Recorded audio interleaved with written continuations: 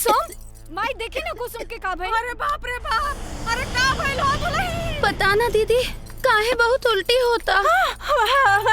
मन तो नहीं ना पितराई लागत। हाँ माई कुछ कुछ वैसे नहीं लागता। कुसुम खटाई खाए का मन तो नहीं ना करत? हाँ दीदी खटाई खाए के तो बहुते मन करता। अरे केने बने जी? अरे सुरत नहीं, अरे मैं दादा बने वाली बारी जी। मेरा मतलब के दादी बनने वाला बारू। ए जी सुनी रवाना बड़का बाबू। अरे ऐसा कैसे? अरे तू तो बड़की माई बनिए चाहिए। का भाई तो ना छोट भैया आवेला बा। बधाई हो कुसुम बधाई हो, तू ना माई बने वाला बा। अरे दौड़े के ना कुसुम। बेटी अरे संभाल के समझावे के भगवान। बधाई हो देवर जी, रवा बाप बने वाला बानी। बधाई हो छोटकी मालकिन, अरे वो छोटकी माई बनल बानी। भाग यहाँ से, झूठ बोला तुम सो।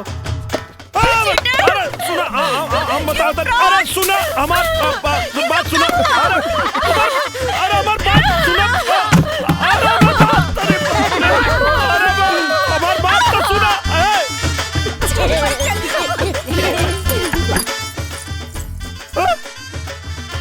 ऐसे कैसे माई बन गई? रमेश जी बाबूजी। एने आवा, खेत पर मजदूर आवे वाला बा, जाके सारा गेहूं कटवा लिया। बाबूजी हमरा के कृषि विभाग के ऑफिस जाए के बा। रहुआ एक काम करी, घुंघरुआ के भेज दी। अरे घुंघरुआ बाजार गइल बा। तो रहुआ चल जाई। अरे हमरा घुटना में इतना दर्द हो रहल बा, हम कैसे चल जाई? तब के जाई बाबूजी? अब हम कह जानी के जाई? बाबूजी हम चल जाए का? ठीक बा, अगर तोरा जाए के मन बता तू जा सकेला। ठीक बा जाता नहीं। सुना पूरा खेत कटवा के आई हा, एने ओने घूमे मत चल जाई हा। हम चाहता नहीं कृषि विभाग।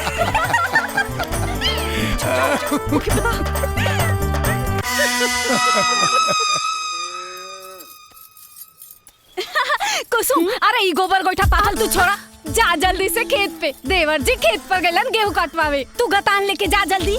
देवर जी से अकेले में मिले के ए से बढ़िया मौका तो के ना मिली। उठसहरी हरवे में बिया, का पता खेत का हरियाली देख के देवर जी भी तो के हरा भरा कर दे। जा जल्दी।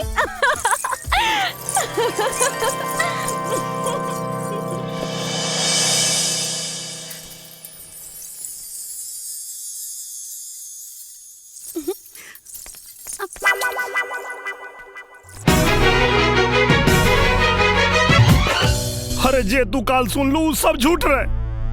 अच्छा ये बतावा, जब आज तक हम कुसुम के छुएबे न कईनी तो वो माई कैसे बन जाई?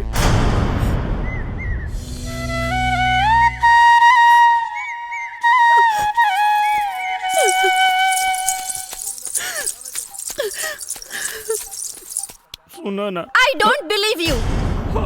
हम सही कहता नहीं, तोहरा के भड़कावे खातिर पूरा घर मिलके नाटक कैले बाने सा।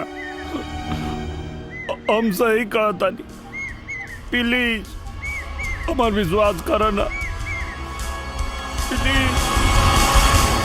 माई तरकारी अच्छा बनल बा। यू जाहिल गवार नौटंकी, तू क्या समझती है? तेरे नाटक करने से राजा तेरा हो जाएगा। तुम उल्टी करोगी तो राजा के बच्चे की माँ बन जाओगी। तुम गांव की औरतें होती ऐसी हो, मुंह काला किसी और के साथ करती हो और बच्चे का बाप किसी और को बनाती हो। डाले तू अपने जुबान पे लगाम दे, वरना क्या क्या कर लोगे? अरे ते खड़ा वहाँ का करता रे? अरे जौना कोक से हम तोरा के जन्म देली, ये सारी बिगड़े वही कोक के गाड़ी देतिया।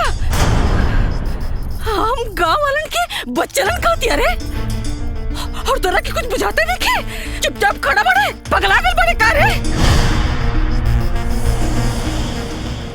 डाली अपन कहल वापस ला और माई से माफी मांगा। माफी माई फुट।